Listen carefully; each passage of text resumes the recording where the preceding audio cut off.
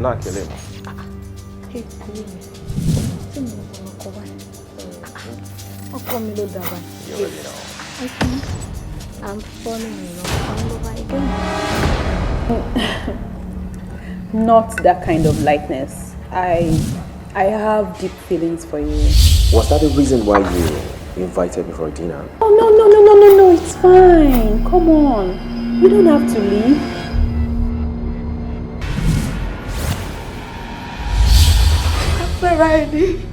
I feel ready. Oh no, if you want to go. Ọkọ mi kò sùn mọ́ all the time ló ní pé girl yẹn full of family and everybody. Ṣé inú òkè fún lóògùn lẹ́nu? What do we do at this point? I need to come with my